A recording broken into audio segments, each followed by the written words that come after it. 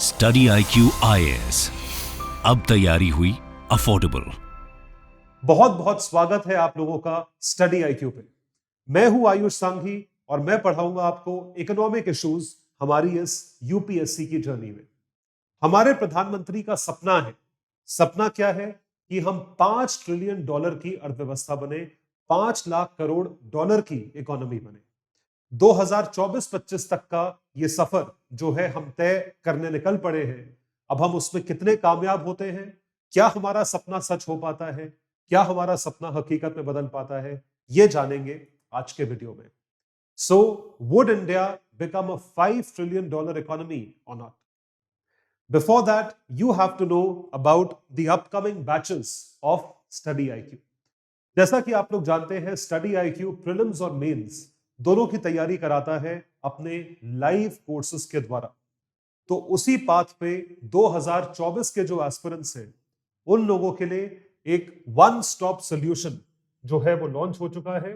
और वो one stop solution है ये बैच जो आपकी प्रीलिम्स और मेंस टोटलिटी में तैयारी कराएगा। इस बैच का कॉस्ट प्राइस जो है वो है 24,499, 24,499 रुपए।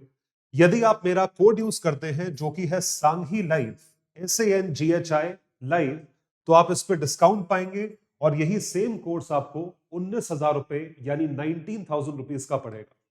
इतने प्राइस में आप लोगों की कंप्लीट प्रिपरेशन प्रीलिम्स की, कंप्लीट प्रिपरेशन मेंस की, इंक्लूडिंग डाउट सॉल्विंग सेशंस और मेंटरिंग सेशंस जो है वो बिल्कुल इंक्लूसिव इसी प्राइस में आप लोगों को मिलेंगे।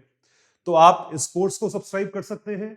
ये स्टार्ट होने वाला है 14 नवंबर, आप ही का दिन है भाई, children's day. It starts on the 14th of November at 6 p.m. So make sure you subscribe to this particular course where all the top teachers of this country would be teaching different subjects of general studies. So let's see.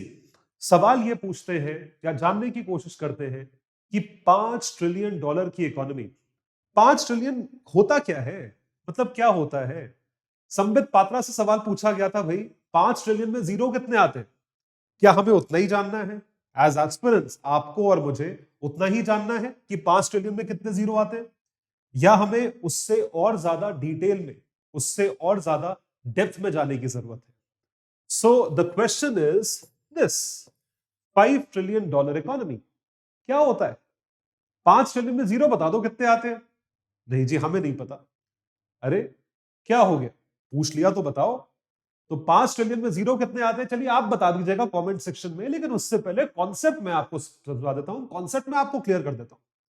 Concept जो है वो focus करता है GDP पे, gross domestic product, GDP, gross domestic product. GDP यानी total final value, जो final value है goods and services की, जितने भी गुड्स एंड सर्विसेज भारत में मैन्युफैक्चर करे जाते हैं या सर्विसेज प्रोवाइड करी जाती है, उसकी जो फाइनल लैंडिंग वैल्यू है, उसकी टोटल कॉस्ट हमारी जीडीपी डिटरमिन करती है। तो जो टोटल कॉस्ट है उससे हम ग्रॉस डोमेस्टिक प्रोडक्ट निकालते हैं। तो ग्रॉस डोमेस्टिक प्रोडक्ट की जो वैल्यू है वो क्या होनी चाहिए? That should be this figure, वो फिगर होनी चाहिए $5 ट्रिलियन। अब आप बोलोगे भाई जीडीपी कैलकुलेट क्यों करते हैं? जीडीपी कैलकुलेट करते हैं जिससे हमें अर्थव्यवस्था यानी इकोनॉमी का साइज पता चले। तो हमारी प्रेजेंट जीडीपी क्या है, आने वाले सालों में जीडीपी कितनी एक्सपेक्टेड है, क्या टारगेट है, पहले क्या जीडीपी थी। So we need to know our economic growth, उससे ग्रोथ पता चलती है। लास्ट ईयर हमारी जीडीपी मान लीजिए 100 रुपीज थी, इस साल हमारी जीडीपी 102 रुपए है। तो ग्रोथ इज 100 एंड तो ग्रोथ इज 2%, 2% की ग्रोथ जो है वो देखी गई है। We have grown by 2%। ये पहला ऑब्जेक्टिव है जीडीपी कैलकुलेट करने का। और जो दूसरा ऑब्जेक्टिव है वो है अंतरराष्ट्रीय स्तर पे दूसरे देशों के साथ कंपैरिजन करने का। We are growing faster than China, we are growing slower than America, we are growing faster than Korea, we are growing faster than the European Union. कैसे कैलकुलेट किया जाता है? फास्ट स्लो कैसे कैलकुलेट किया जाता है? जीडीपी के स्तर पे कैलकुलेट किया जाता है। ग्रॉस डोमेस्टिक प्रोडक्ट के स्तर पे कैलकुलेट किया जाता है कि मैं फास्ट ग्रो कर रहा हूं या नहीं कर रहा हूं। कैसे? जीडीपी। तो ये अल्टीमेट ऑब्जेक्टिव है जीडीपी कैलकुलेट करने का, जहां हम क्या जानते हैं कि हमारी जीडीपी इतनी पहुंचनी चाहिए। So GDP of an economy is the total value of all goods and services produced in an economy within the year. So this is something which is done. So in order to have this kind of an understanding, what do we have? We determine this. हम ये चीज determine करते हैं। तो इसी से क्यों लेके हम जो है हम देखते हैं कि हम कहां खड़े हैं। तो 2014 में इन 2014 क्या था? हमारी इकोनॉमी 2014 में 1.85 ट्रिलियन यूएसडी थी। It was 1.85 trillion USD. ये बढ़ के 2019 में 2.83 ट्रिलियन डॉलर्स पे पहुंची। ये UPA NDA government, NDA 2.0 government का टेन्योर है। और यही इकोनॉमी 2022 में कहां पहुंची? Where was it? What is this figure? This economy, as we speak, is approximately 3.45 trillion US dollars. 3.45 trillion dollar की इकोनॉमी है, जो कि 2022 में अभी जैसे हम बात कर रहे हैं ऑलरेडी पहुंच चुकी है। इस वैल्यू पे हमारी अर्थव्यवस्था है। तो आप सोच के देखिए कि 5 ट्रिलियन का टारगेट क्या बहुत दूर है, क्या पास है, क्या अचीवेबल है? जो हमारे प्रधानमंत्री ने 2019 में बताया था कि हम ये टारगेट 2024-25 तक कंप्लीट कर लेंगे, क्या हम उस पाथ पे हैं? तो this is the GDP estimation of India on the basis of actual figures. तो एक्चुअल फिगर्स के बेसिस पे इस तरीके से हम यहां पे ये चीज जानते हैं। सवाल ये उठता है कि क्या भारत 2024-25 तक इस फिगर तक पहुंच पाएगा या नहीं पहुंच पाएगा? Would we be able to reach this figure or no? So, according to expert media agencies, जो expert agencies हैं, उसके तहत हम लोग ये टारगेट 2024-25 नहीं पर 2026-27 तक डेफिनेटली पूरा कर लेंगे। ऐसा कहना है भारत के चीफ इकोनॉमिक एडवाइजर का, जो कि ये कहते हैं कि भारत 2026-27 तक इस टारगेट तक डेफिनेटली पहुंचेगा। तो साहब अनंत नागेश्वरन जो है वो सीईए है, जिनका ये पूरा विश्वास है कि भारत इस टारगेट तक पहुंचेगा। और क्यों 2024-25 तक नहीं पहुंच पाएगा? उसका रीजन ये है because of the pandemic. Pandemic की वजह से हम ये टारगेट उस टाइम तक खत्म नहीं कर पाएंगे जिस टाइम तक हमने प्री पैंडेमिक सोचा था। लेकिन 2026-27 is also a good number, is also a good year, is also a good target. वो बहुत ज्यादा दूर नहीं है। ऐसा नहीं है कि हम 5 साल लेट या 10 साल लेट पहुंच रहे हैं, अगर इनकी बात माने तो ये तो एक्सपर्ट की राय है। अब आप ये बोलोगे कि भाई ये तो इंडियन एक्सपर्ट है, अनंत नागेश्वरन साहब तो इंडियन है, तो ये तो प्रो इंडिया ही बोलेंगे। इसलिए मैंने आप लोगों के लिए ग्लोबल एजेंसी का भी इनपुट लिया है। ग्लोबल एजेंसी यानी इंटरनेशनल मॉनेटरी फंड। तो इंटरनेशनल मॉनेटरी फंड का क्या कह रहा था? बड़ा इंटरेस्टिंग आप लोगों के लिए फैक्ट है, मैंने एनालिसिस यहां पे ऐड करा है। सो आईएमएफ एक्सप्लिसिटली स्टेटेड, आईएमएफ ने यह स्टेट करा कि भारत इसी टारगेट को 2029 तक पूरा कर पाएगा। India would be able to achieve this targets on the by 2029, ऐसा उनका पहले प्रोजेक्शंस में कहना था। तो by 2029 this is what the IMF data had shown. तो उन्होंने बाकायदा पूरी कैलकुलेशन करके दी कि किस तरीके से भारत इस टारगेट को अचीव कर पाएगा। How would India be able to achieve this target? तो इन्होंने ईयर वाइज फाइनेंशियल ईयर 21, 22, 23 इस तरीके से जीडीपी जो है ये देते गए। तो इनके हिसाब से जो फिगर आ रही है वो फिगर 2027 तक 419.63 ट्रिलियन रुपीस होगी, यानी कि 4.57 ट्रिलियन यूएस डॉलर्स। और यही फिगर 2028 तक 2028 तक 4.92 ट्रिलियन यूएस डॉलर्स पहुंचेगी। तो जिसके हिसाब से अगर हम 2028 तक 4.92 ट्रिलियन यूएस डॉलर्स पहुंच रहे हैं तो 2029 तक हम 5 ट्रिलियन डॉलर डेफिनेटली पहुंच जाएंगे, ऐसा इनका एस्टिमेशन था। But what happened later? That they corrected themselves. इन्होंने अपने आप को करेक्ट करा। आईएमएफ ने यह बोला कि जिस रेट पे इंडिया ग्रो कर रहा है, the rate at which India is growing, according to that rate we might hit the target a couple of years earlier.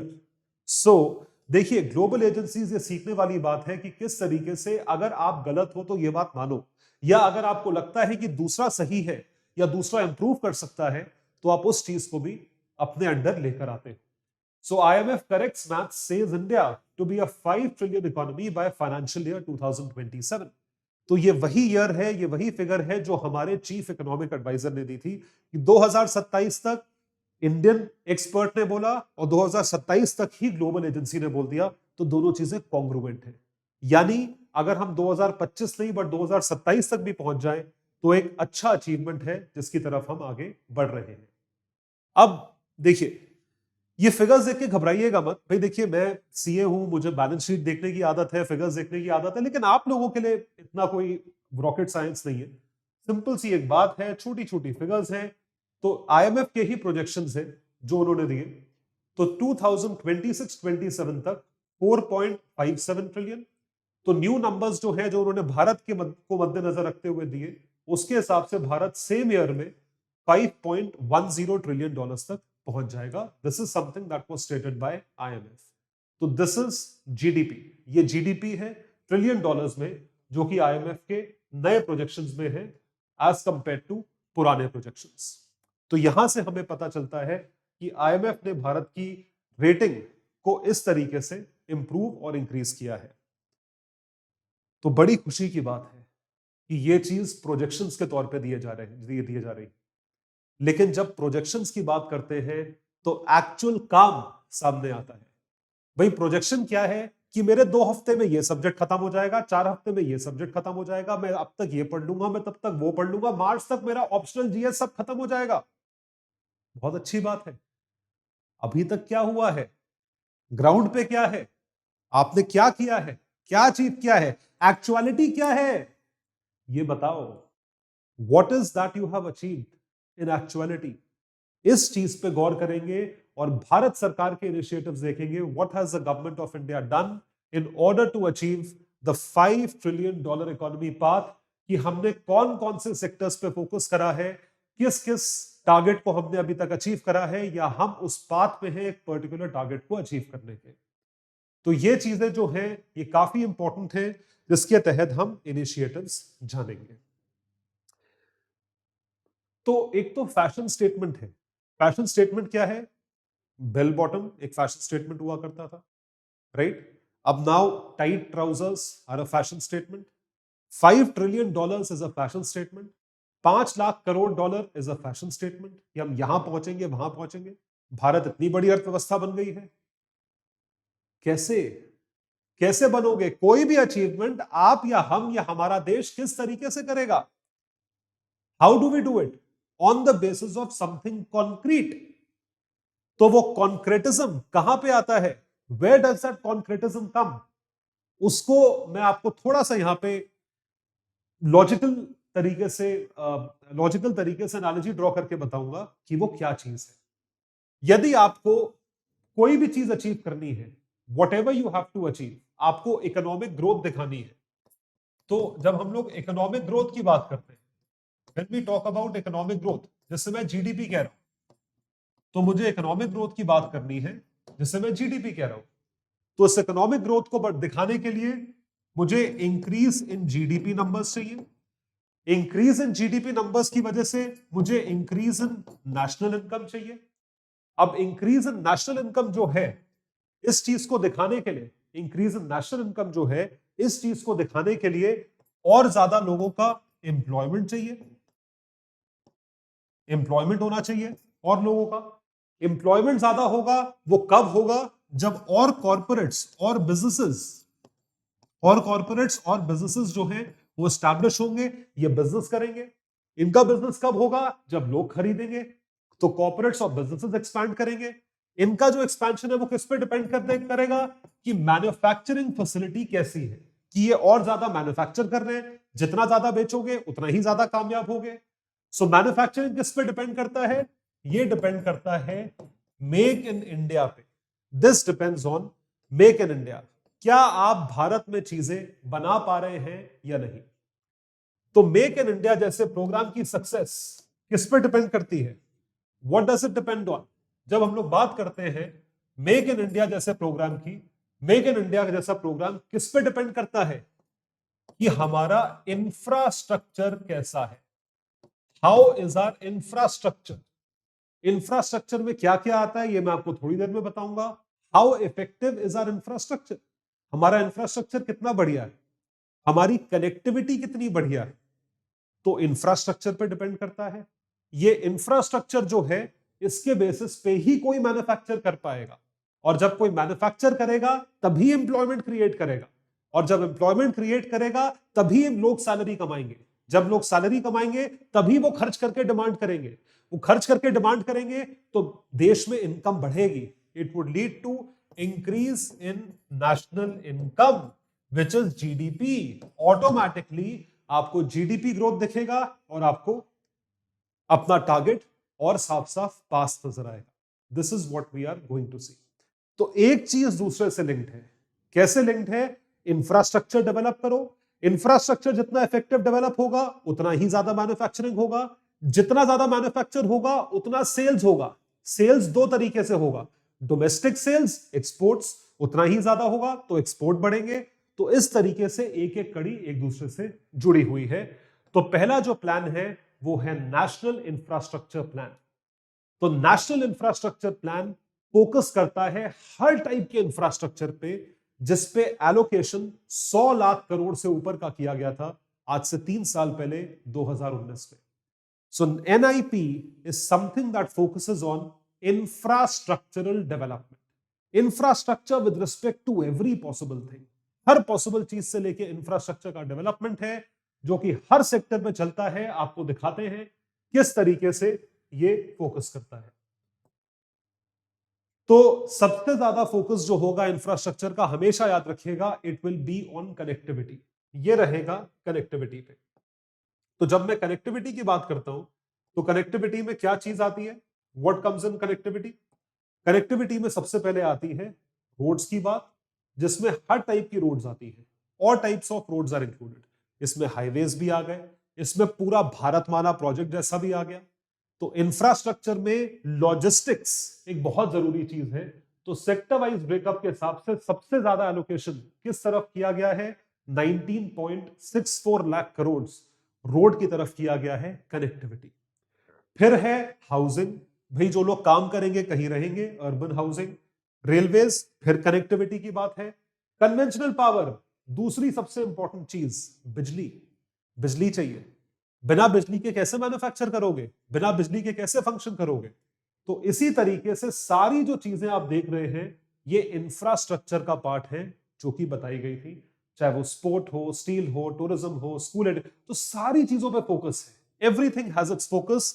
Logistics और पावर पे, एनर्जी पे खास फोकस है, और पावर में भी मैं आपको बताऊं रिन्यूएबल एनर्जी पे खास फोकस है। इस चीज को और बेटर बनाने के लिए, एनआईपी को और बेटर बनाने के लिए एक काम किया गया, इस स्कीम को रिक्राइस्टन किया गया, जिसे आज आप और हम गति शक्ति योजना के नाम से जानते हैं। प्रधानमंत्री Gati Shakti Yojana, national infrastructure pipeline was subsumed in PM Gati Shakti योजना, जिसका टोटल एलोकेशन 110 लाख करोड़ का था, और इसका primary focus multi modal connectivity पे था। The primary focus was on multi modal connectivity. Multi modal का मतलब multiple modes of transportation connectivity, चाहे वो रोड्स हो, चाहे वो पोर्ट्स हो, भारतमाला, सागरमाला, एयरपोर्ट्स, सारी चीजें यहां पे इंक्लूडेड है। It aims to develop infra to reduce logistics cost. Logistics मतलब ट्रांसपोर्टेशन कॉस्ट। जब ट्रांसपोर्टेशन की प्रॉब्लम सॉल्व हो जाएगी, आप अपनी अर्थव्यवस्था में ऑटोमेटिकली ऊपर पहुंच जाओगे। आप इकोनॉमिक्स पढ़िए, इकोनॉमिक्स को एडमिनिस्ट्रेशन से रिलेट करिए, आप एडमिनिस्ट्रेटर बनने वाले हैं। हमेशा याद रखिएगा कनेक्टिविटी एक बहुत मेजर फैक्टर है ग्रोथ का। आप कनेक्टेड ही नहीं हो, आप गांव से शहर ही नहीं पहुंच पा रहे हो, आप कैसे ग्रो करोगे? कितने बच्चे छोटे छोटे शहरों से निकल के बड़े बड़े शहरों तक आते हैं? कनेक्टिविटी है, एक्सेस है, आते हैं तभी इतनी ऊपर पहुंच पाते हैं, जो कि बहुत अच्छी बात है। सो पूरा का पूरा फोकस जो है वो इस चीज पे किया गया गति शक्ति योजना के तहत। तो गति Shakti Yojana, national infrastructure pipeline. तो आप देख सकते हैं किस तरीके से एलोकेशन है, चाहे एयरपोर्ट्स हो, हेलीपोर्ट्स हो, वाटर एरोड्रोम्स हो, रेलवे कनेक्टिविटी, रिन्यूएबल एनर्जी पे फोकस, जैसा मैंने आपको बताया, the focus on renewable energy. तो जैसा हमने पहले भी डिस्कस करा, इंफ्रा पे फोकस है। इंफ्रा मतलब नेशनल इंफ्रास्ट्रक्चर पाइपलाइन, गति शक्ति योजना। लॉजिस्टिक्स होगा, ट्रांसपोर्टेशन होगा, तभी लोग भारत में बनाना शुरू करेंगे। मेक इन इंडिया, भारत सरकार कहती है कि भारत में बनाओ। भारत में बनाने पे इतना फोकस क्यों? इतना फोकस क्यों है भारत पे बनाने पे? इतना फोकस भारत में बनाने पे इसलिए है क्योंकि हम जो है एक प्राइमरीली एक एग्रीकल्चरल इकोनॉमी थे। एग्रीकल्चरल इकोनॉमी से 1991 के बाद हम tertiary sector, service sector economy हो गए। तो हमने एक पर्टिकुलर चीज को स्किप करा है, हमने सेकेंडरी सेक्टर को स्किप करा है, जो कि कौन सा सेक्टर है? मैन्युफैक्चरिंग सेक्टर है। We have to focus on manufacturing, जो कि हमने नहीं किया, जिसको पुरानी government, UPA government national manufacturing policy के नाम से इंट्रोड्यूस करती थी, उसको अभी सरकार ने मेक इन इंडिया के नाम से करा है। तो सारी कंपनीज मिला के कई सारे सेक्टर्स में इतना total investment make in India के तहत आ चुका है। You name it and we have got the investment. Pharma sector, textile sector, ये सब सनराइज सेक्टर्स हैं, तो इन सब में इन्वेस्टमेंट इतना हो चुका है। आपको एग्जांपल देके समझाते हैं। Let me give you an example. तो देखिए, मित्रा टेक्सटाइल स्कीम, तो मित्रा है टेक्सटाइल मेगा इन्वेस्टमेंट स्कीम। अब इसके तहत कितने सारे ऑब्जेक्टिव्स देखिए मैन्युफैक्चरिंग से अचीव होते हैं। तो मेगा इन्वेस्टमेंट टेक्सटाइल पार्क्स, मित्रा स्कीम। तो मित्रा स्कीम के तहत क्या है? हमने टेक्सटाइल मैन्युफैक्चरिंग कंपनीज यहां पे खोली, उनको एक इकोसिस्टम दिया कि आप यहां बनाइए। जो टेक्सटाइल्स यहां पे बनती है वो डोमेस्टिक सेल्स के लिए इंपॉर्टेंट है। उससे भारत में एम्प्लॉयमेंट क्रिएट हुआ, एम्प्लॉयमेंट क्रिएट हुआ, उससे डिमांड बढ़ी। सरप्लस टेक्सटाइल्स हमने एक्सपोर्ट करी, तो ग्लोबल डिमांड बढ़ी, एक्सपोर्ट्स बढ़े तो हमारा करंट अकाउंट डेफिसिट कम हुआ, क्योंकि हम कमाते हैं foreign exchange. So we became globally competitive, we attracted large investments and employment generation. All of these things happened through promotion of what? Make in India scheme. तो आप जैसे देख पा रहे हैं कि हर चीज एक दूसरे से लिंक्ड है। मेक इन इंडिया कामयाब है तो मैंने आपको क्या बताया था? Export. Local for global, global for local. Local चीज है, यहां मैन्युफैक्चर हुई है, कितनी बड़ी बात है, बाहर के देशों में कंज्यूम हो रही है। हम सिर्फ चाइनीज माल की बात नहीं करते कि चल गया तो चांद तक, नहीं तो शाम तक। We are talking about Indian goods, जो डेफिनेटली शाम से ज्यादा ही चलेंगे।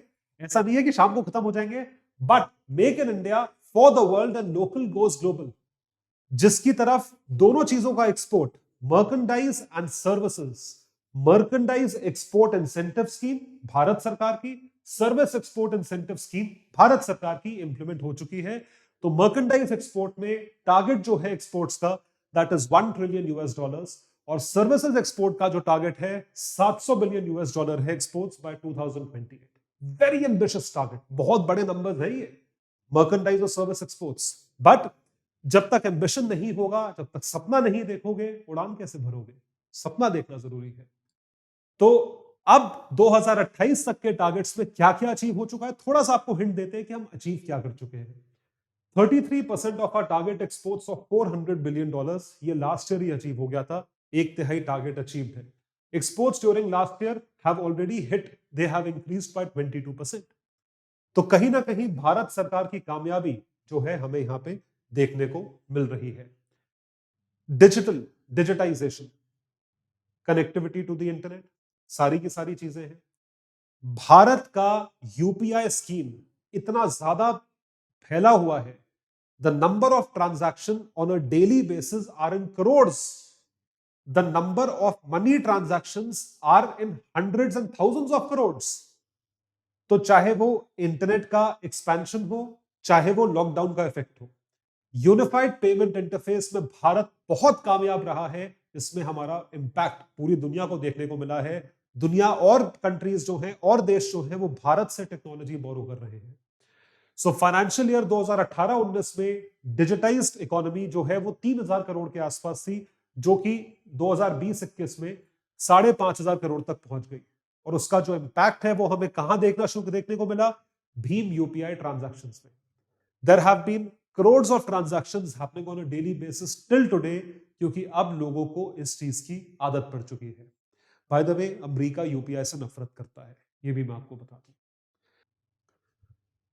Everything should be sustainable. तो कहीं पर भी आप ध्यान रखिए, कोशिश ये करी जा रही है कि रिन्यूएबल एनर्जी की ग्रोथ हो। रिन्यूएबल एनर्जी की ग्रोथ का मतलब यह है कि हम जो है ऐसी एनर्जी यूज कर रहे हैं जो कि एनवायरमेंटल फ्रेंडली होगी।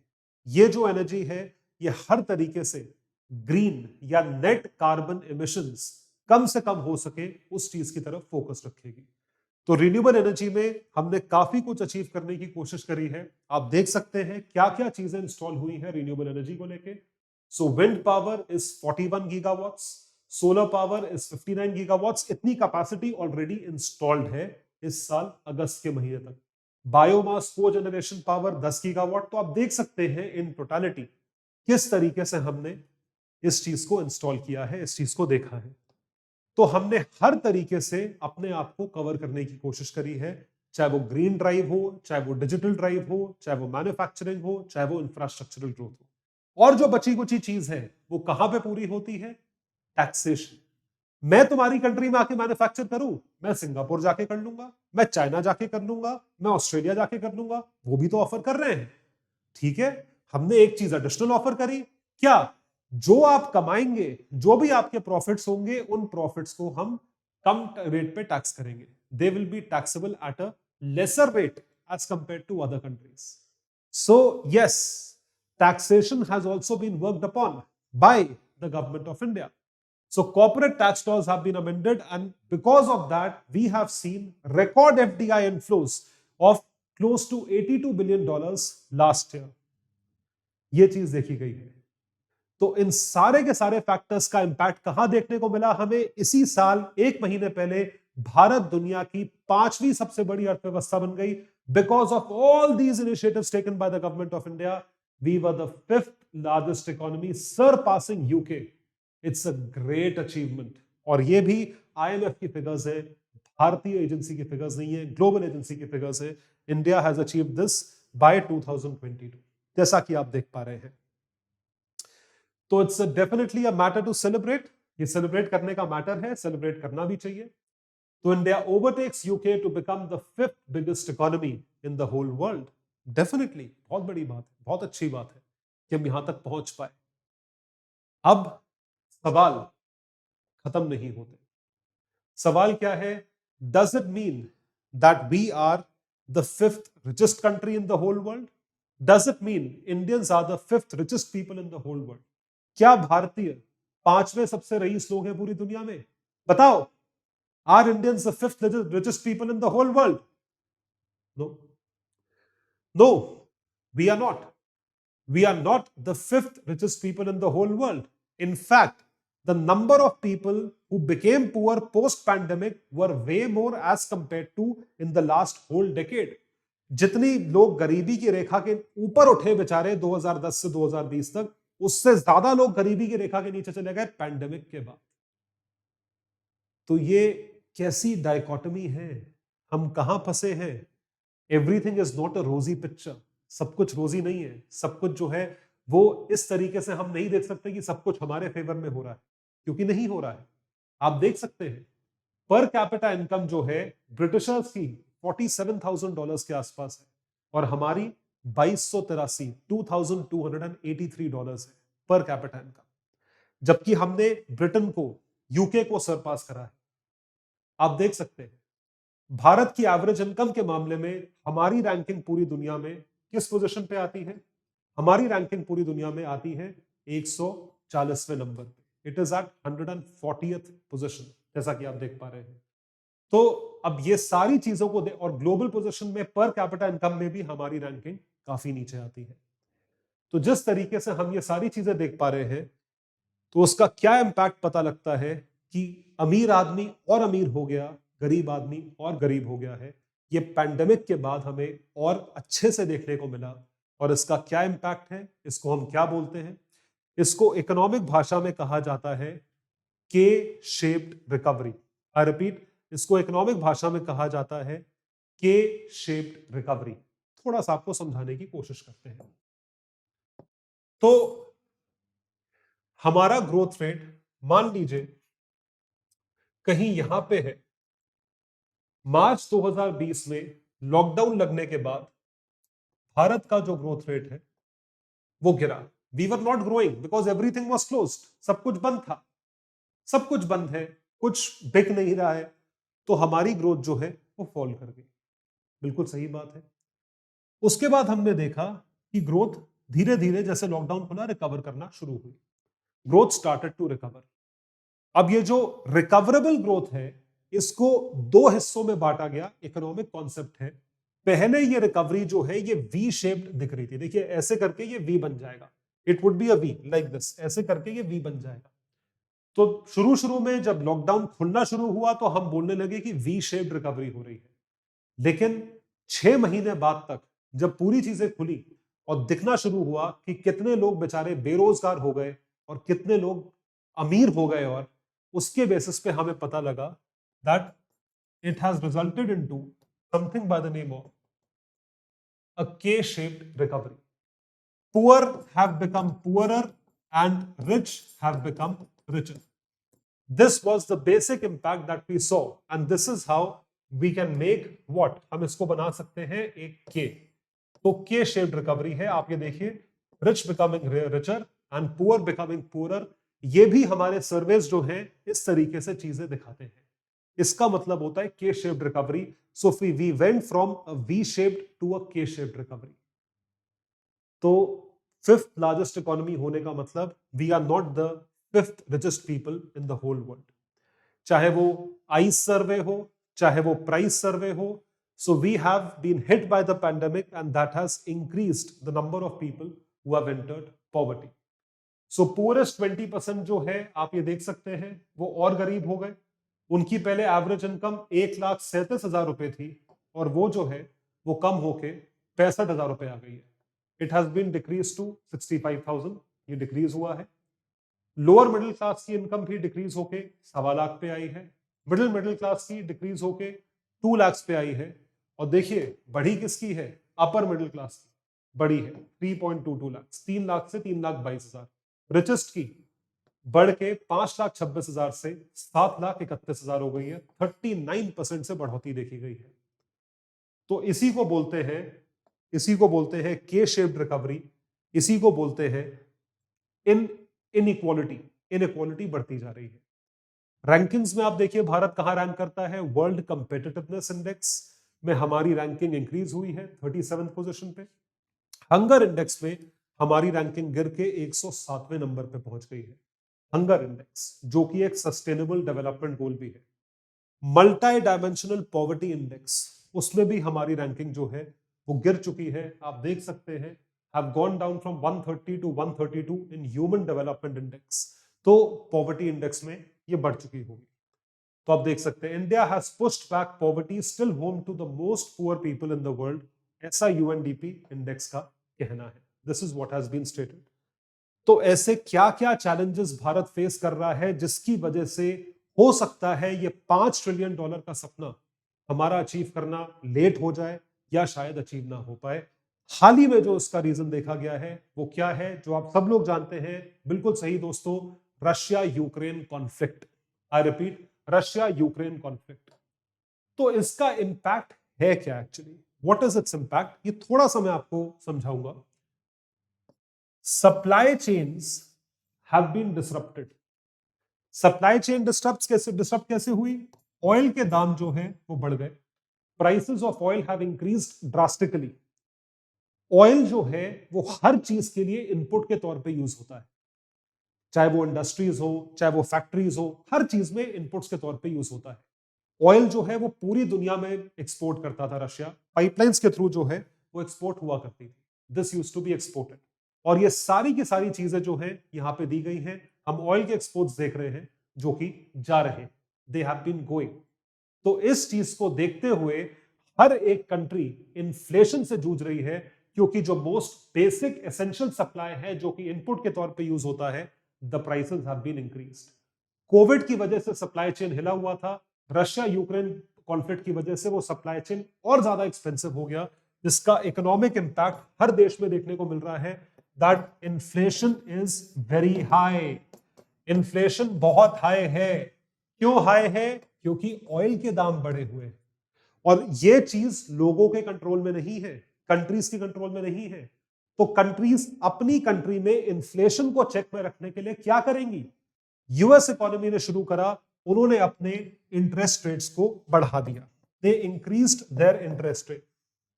अगर कोई कंट्री अपने इंटरेस्ट रेट्स बढ़ाती है तो उसका इंपैक्ट क्या देखने को मिलता है? What is its impact?